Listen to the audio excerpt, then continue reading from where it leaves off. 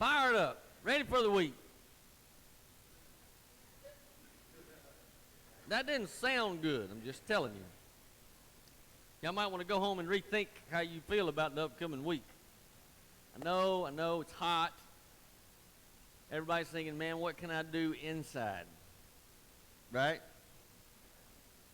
What can I do inside this week? Yeah. You should have thought about that last week. Or before we decided to be agriculture people and work outside. Right? So, you might have should have thought about that when you were a chap.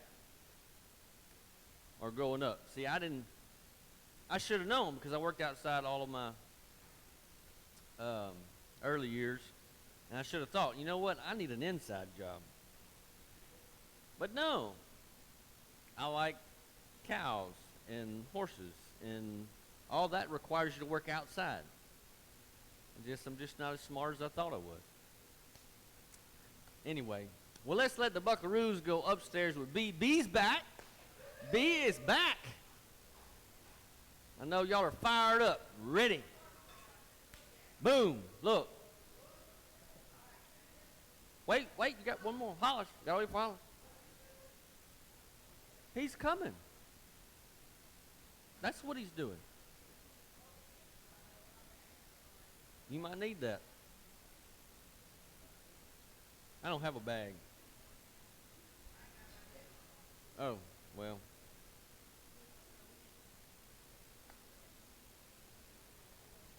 While I'm waiting, it's kind of nice right here, but only right here. Can y'all feel that over there?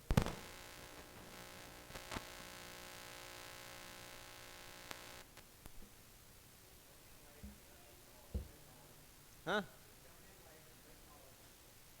Coming in late, making racket. Oh. It's all the sound people's fault. Blame it on them. Yep. All right, well, let's get started with a word of prayer. Lord, I just thank you for the day, God. You made the day. You made the day for us to live, to come here to worship you. Lord, to give you praise and honor. And Lord, I pray that we do that today. Lord, we praise your name with our voices while we're singing, Lord. I pray that we'll praise your name by listening, Lord, to really accept what it is you have to say, and that you'll just guide us, Lord. Guide our hearts, guide our thoughts to you, Lord, so that we can be productive for you, not just today, but every day, Lord. So we can show people your love and your mercy and your grace and what it's done for us, Lord, because that's what they're going to listen to. God, I pray you'll give us strength and you'll give us that desire to want to share what you've done for us with other folks. We just thank you again for the day. Pray that you'll draw us close to you. In your name I pray. Amen. All right, so if you were here last week, you remember that I did not finish because it got to be 11:30 and I was not done by like a lot. So guess what? We're going to redo it, and I'm going to be faster. Don't look at me like that. No, I'm actually just going to pick up where I left off. And I apologize for anybody that wasn't here last week and want to view or see or hear last week's sermon. It did not get videoed either. So you're just out of luck. Should have been here. It was fun. Had a great time. But today we're going to continue on with patience. And I know it's something that everybody loves because nobody has it. Right? Any parents out here full of patience? Anybody? Ha! You're a liar and a thief because you stole everybody else's.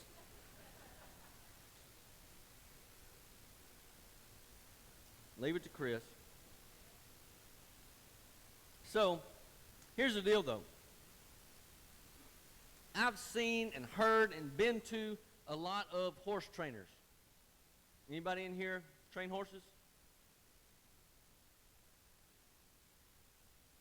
Professionally?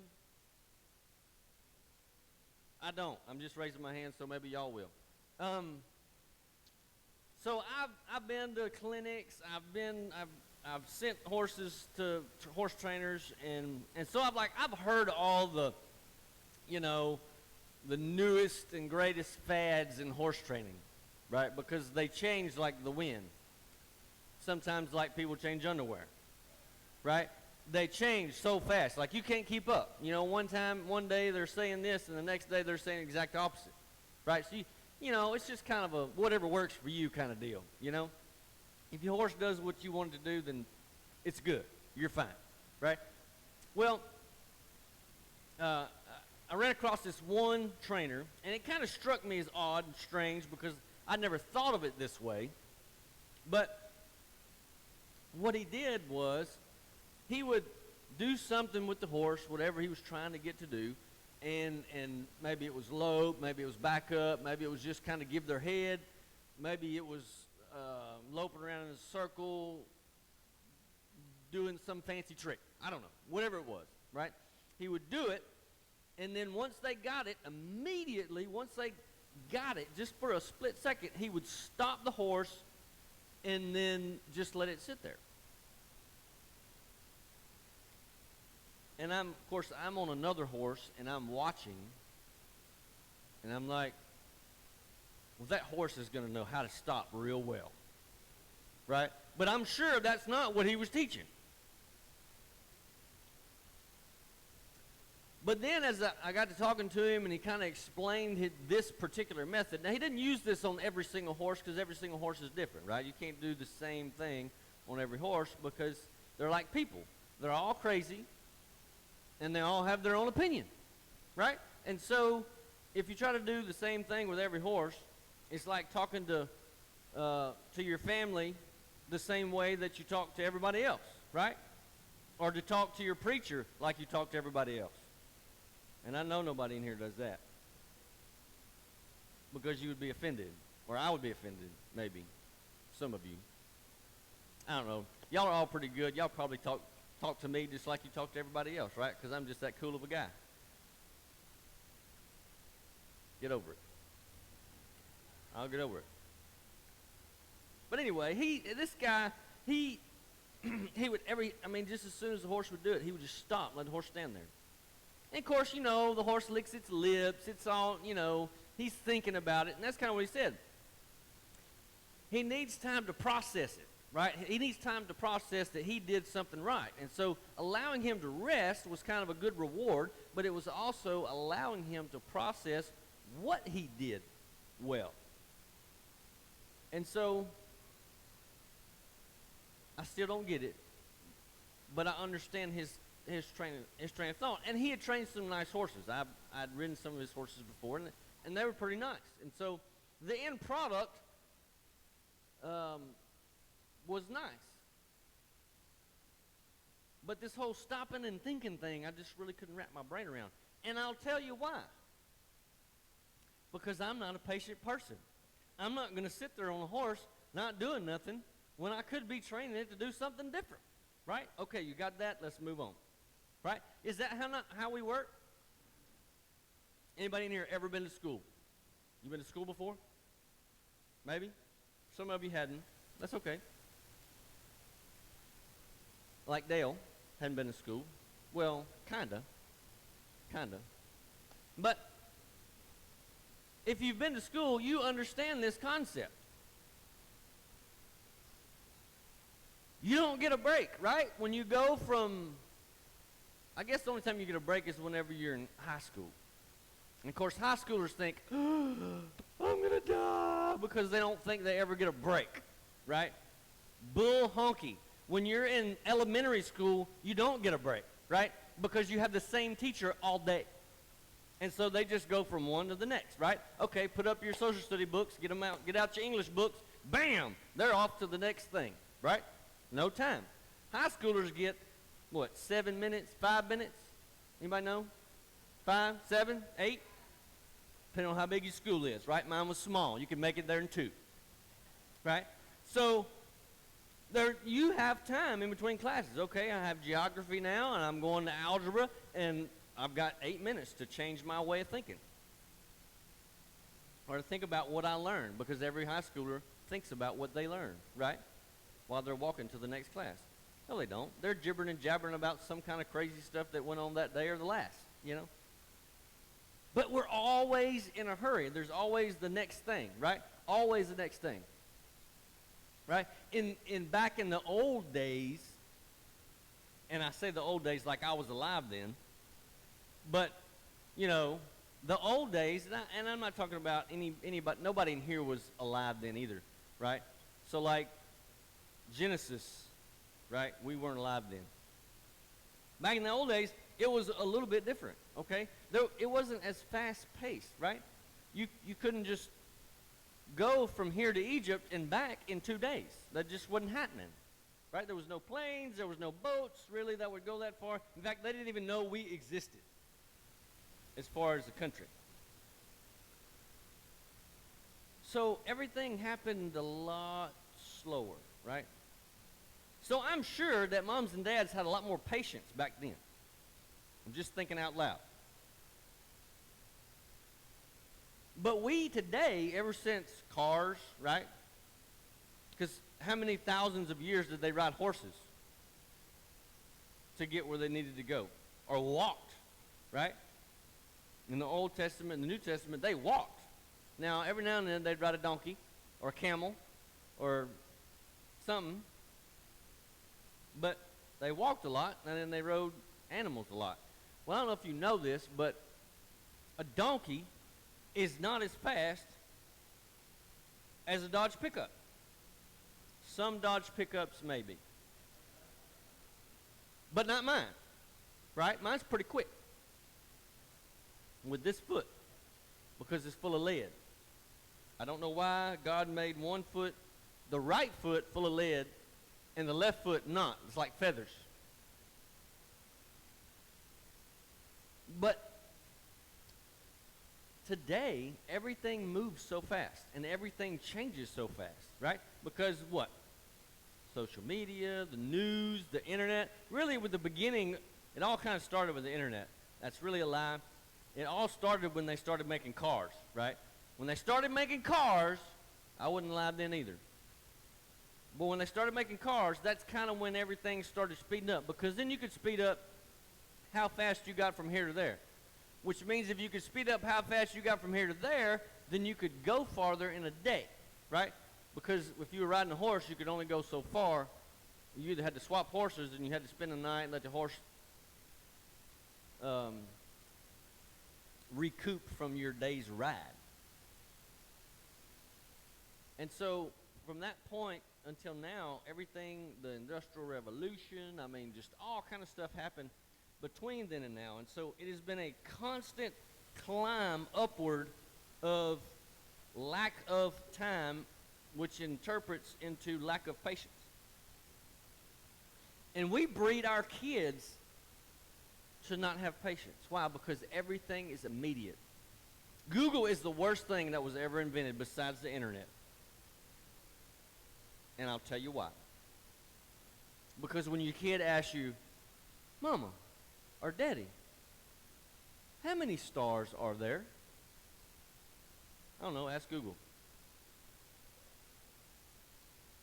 Who was the president in 1942? I don't know, ask Google. Right? It's ask Google. Google it. Some people call it Google it up, right? You want to Google something up, look it up on Google, because Google can tell you everything, right? It's the craziest thing. But what does that mean? Everything is at our fingertips. And so everything at our fingertips means we don't have to wait on anything. It's all right there, right? Remember back when you were growing up, and I mean back when you were growing up like in the 80s. Some of you weren't alive then. Some of you were old then. But in the 80s, 70s, 80s, right? You didn't have a gas station on every corner, right? The town I grew up in, there was two gas stations. And if you had a diesel pickup, you wasn't finding diesel but at one of them. And they would run out occasionally. So then you had to go to a truck stop way further away. So you better not be riding on fumes. But that's the deal. Even back then, when I was born, right? Because I'm a young man, things were slower. Right? In fact, they rolled the sidewalks up on our little town on Saturday evening about 5 o'clock, and they didn't unroll them back out until Monday morning. Wasn't nothing open on Sunday. You couldn't go to the store, couldn't go to Walmart. Pretty crazy. They didn't even have a Walmart back then. Walmart wasn't even in existence. There was no Amazon, right? You couldn't go shopping on Amazon because that's what everybody does now, right? You sit in your bed at night, you got your phone out, and you're going, I think I like this on Amazon. I'll get that in a day or two. It's there. Everything is at your fingertips. And so in that, we breed impatience. We're not breeding patience into our kids because everything is right there all the time, right? You have, I don't have my phone on me, but if you pick your phone up, I want you to understand one thing. Pick your phone, everybody pick your phone up right now. Everybody got it? Got a phone? Anybody got a phone? Y'all didn't bring your, wow, y'all are awesome church people. You didn't bring your phone into church. That's, you leave it everywhere. Anyway, so look at your phone. Everybody look at their phone. Look at it. Right? You are holding in your hand a device that is more powerful than the first space shuttle that went to the moon. Do you realize that? What you're holding in your hand, this bitty thing, is more powerful than the computer than it took to get the spaceship to the moon. How far have we come, right? But everything is right there. You can pick up your phone and do whatever you want. You can book a hotel for 2 days from now in some strange country across, like, England. A bunch of strange folks over there. Or Australia, right? You can book a hotel over there and be like, I'll be there tomorrow. Hop on a plane, off you go. Everything is so, so fast. And so our lives move just as fast, right? But I'm going to remind you of something about slowing down, right? We need to slow down. Our lives are full, right? If I told you our schedule for the last week, you'd probably be all like, yeah, it's about like mine, right? Because it's crazy, and everybody's is crazy. Unless you're retired, and then maybe it might not be crazy. It might be relaxed and easy going, and but I don't know many retired people like that either. So, we're going to be in Exodus. We're going to start off in Exodus. We're going to go to Genesis after that. So we're going to backtrack. But Exodus chapter 14.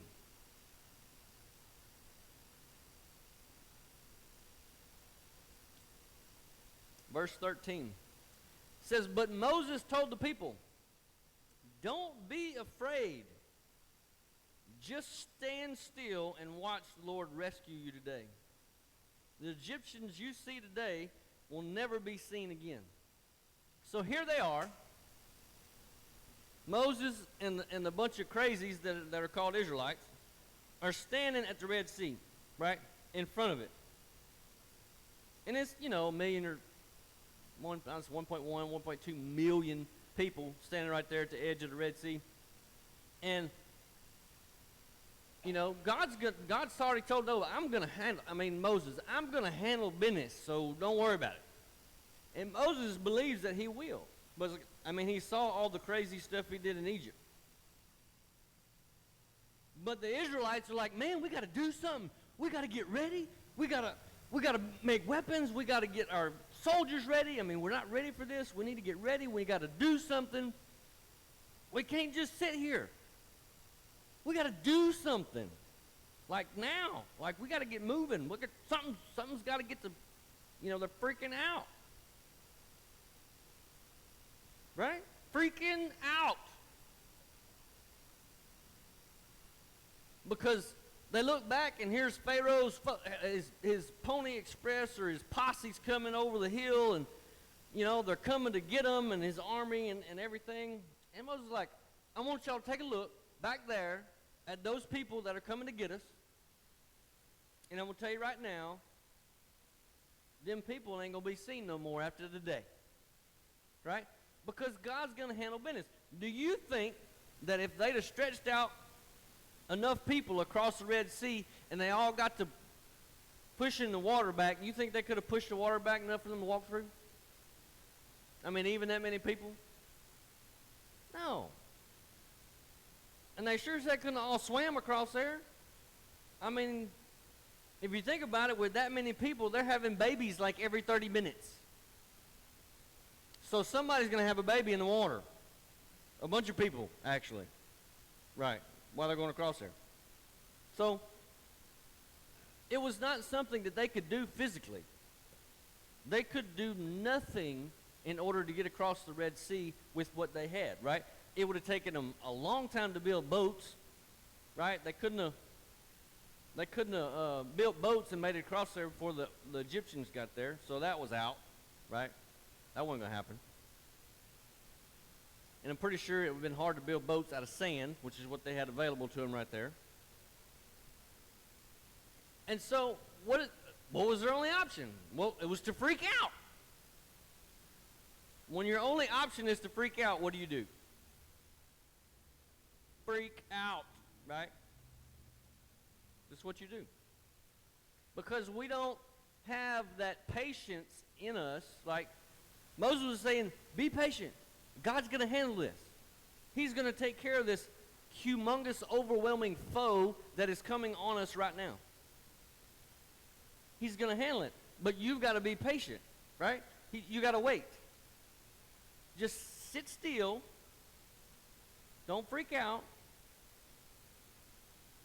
And God's going to handle this. He's going to get us from here to there, and the people that you're scared of are going to be gone.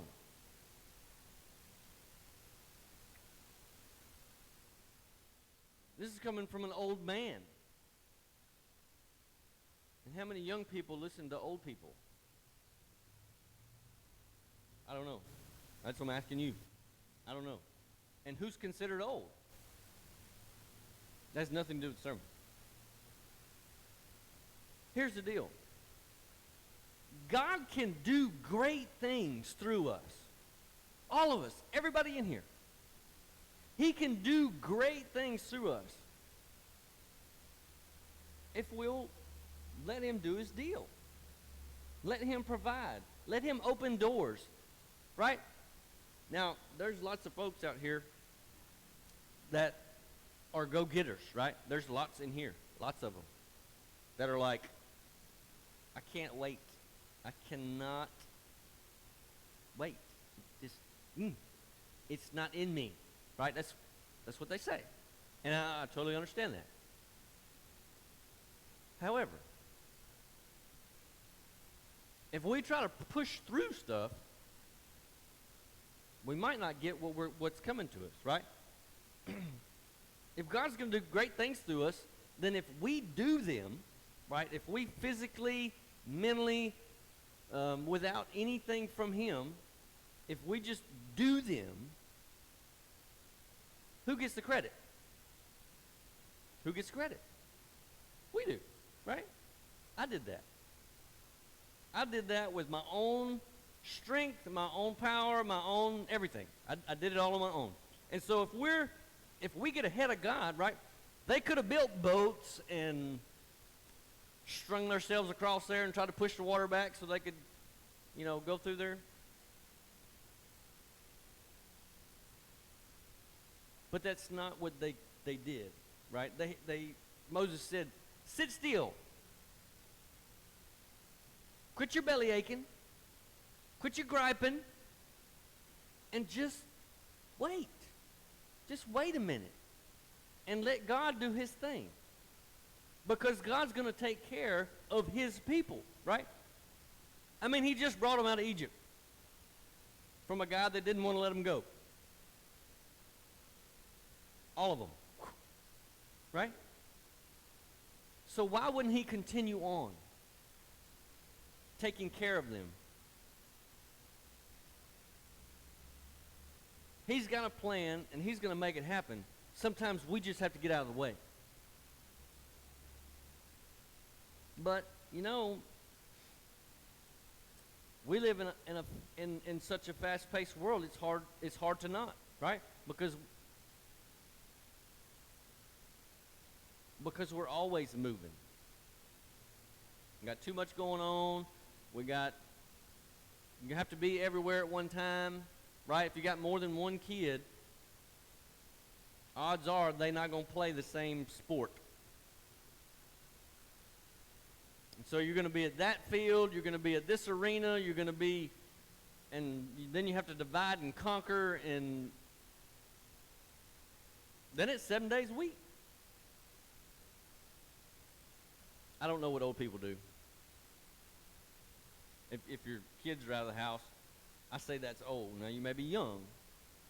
But if all your kids are out of the house, what do you do? I'm sure you have plenty. Maybe it's chasing grandkids. That's what people do. You chase grandkids. Once your kids get out of the house, you chase grandkids.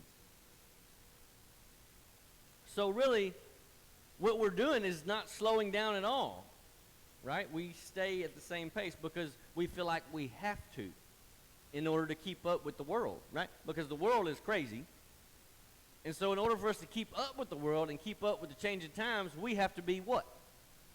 Crazy, right? We have to be crazy. Because we are. We are all crazy.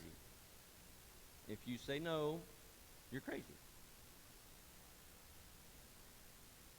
But I want to tell you another story. It's actually not a story, but it's out of the Bible.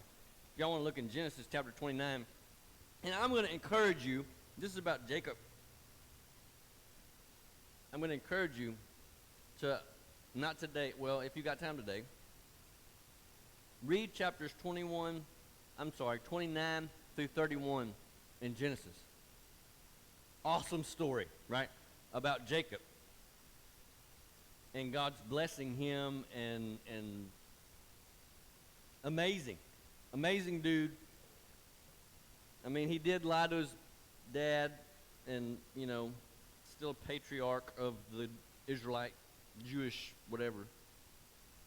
But look at Genesis chapter 29, verse 20. It says, "So Jacob worked 7 years to pay for Rachel, but his love for her was so strong that it seemed to him but a few days." Now, guys, I'm going to ask you something. I want you to look at your wives. Look at them. Come on, look at them, everybody. Look at your wives. And I want you to decide if working for nothing, zero, for 14 years, is she worth it? You better say yes. You better say yes. Because Jacob, I know it says 7 years right here, but you need to read around that a little bit more. Because the deal was for Rachel, but Rachel had an older sister. And they didn't let a younger sister get married before an older sister. And so the dude fouled up, and the daddy said, anyway, it's a weird deal, but he actually worked 7 years to pay for Rachel, and he paid for Leah. And said, no, that's not what I wanted. I wanted Rachel. And so he said, well, in 7 days I'll give you Rachel, but you got to agree to work another 7 years for nothing. So he worked 14 years for one woman. He got two, but he ain't like but the one. He ended up with 4. That's a whole other story. Right? But here's the deal. The patience that it took, right, of the man, the patience it took the man to work all those years, 14, how many is that? 7, I can't even count. 14 years for the love of one woman, right? But because of his patience, right? He was patient with her, right? He ended up with 4 women. That's crazy, but that's how they did it back then. Ended up with 4 women and had 12 sons. Pretty amazing, right? That's where you get the 12 tribes of Israel, right? It's from Jacob and his whole bunch of... And so this is kind of leading up to Israelites, right? So this is before they get out of Egypt, before they go to Egypt and all that. But this is the beginning, right, of the huge nation of the Israelites. It's right here with Jacob. And his 4 little measly wives in those 14 years that he worked for the one woman, right? And God blessed him and blessed them because of Jacob's patience, right? Because God had it planned out which women he would have, right? Because if he'd have just worked for the 7 years and ended up with Leah, he'd have been like, she'll do, right? And say, forget Rachel, I'll just take Leah, and that'll be it, right? Then you would only have the half, right? Then you would not have the 12 tribes. You would only have 6 tribes of Israelites, right? And that's not God's plan. That wasn't God's plan, right? He wanted to bless the nation of Israel through Jacob by giving him Leah and Rachel and then 2 more, right, that were actually their servants. Like I said, that's a whole other deal. But he wanted to bless the nation through them by him working for both of them, right? Because, I mean, he could have given up and been like, you know what, I'll just take the one, I'm out of here.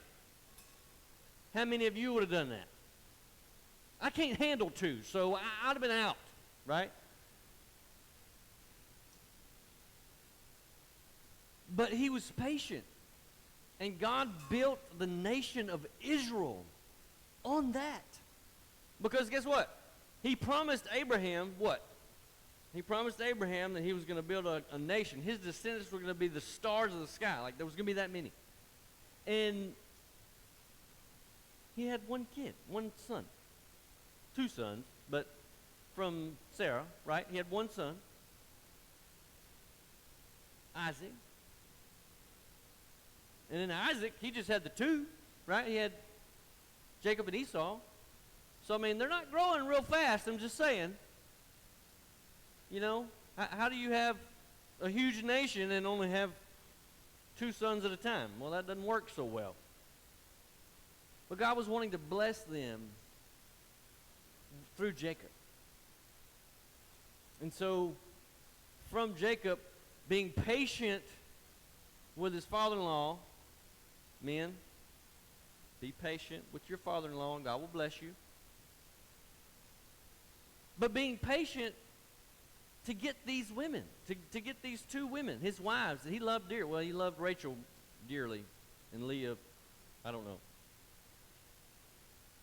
But it was his patience in God's plan for him that he was going to be blessed through all that he did if he continued to seek God. Right? If he continued to seek God in everything and be patient, then he would be blessed. And so, I'm serious. You need to read 29, 30, and 31 because it talks about how God blessed him and the ways that he blessed him, because it is a stinking cool story, and it was all because he was patient. And he sought after God. So imagine what you can do in your life, the people that you can affect from God working through you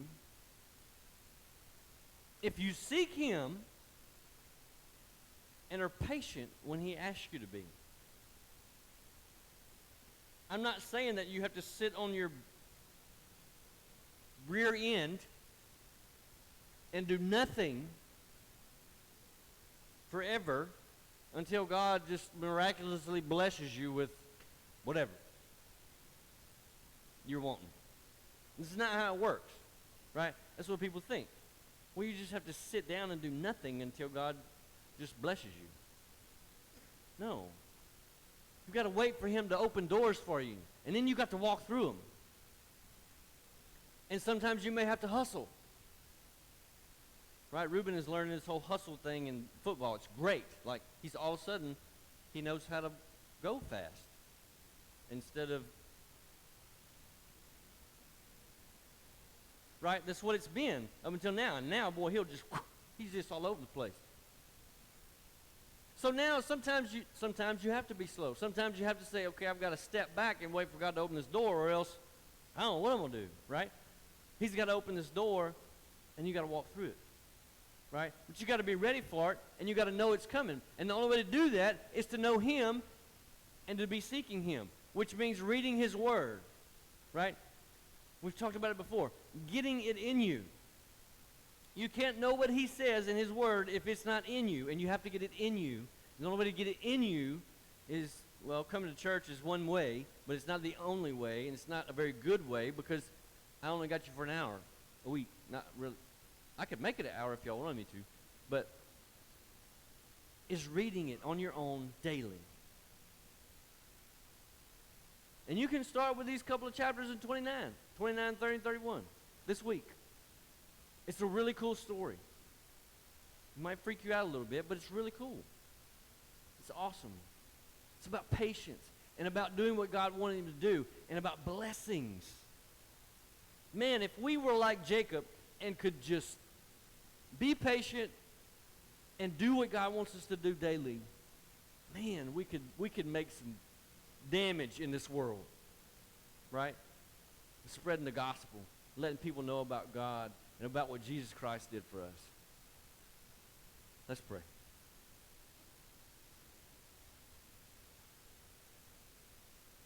Lord God, we just thank you for Jacob and what he did and the patience that he showed with working for Leah and for Rachel. God, we thank you for what you started there, what it led to later on. Lord, the birth of your Son, Jesus Christ, in order to save us all from our sin, just by believing in him and confessing our sin, knowing that we are evil inside and that we are sinners by birth, but we are saved, Lord, by grace, your grace, through your Son, Jesus Christ, and his death on the cross. We thank you for that. Lord, I pray that that you will give us a patient heart, a patient mind, Lord. Let us tone it down a little bit from what we're used to. Allow us to slow our brains down when it's time to just rest and relax, so that you can do mighty things through us.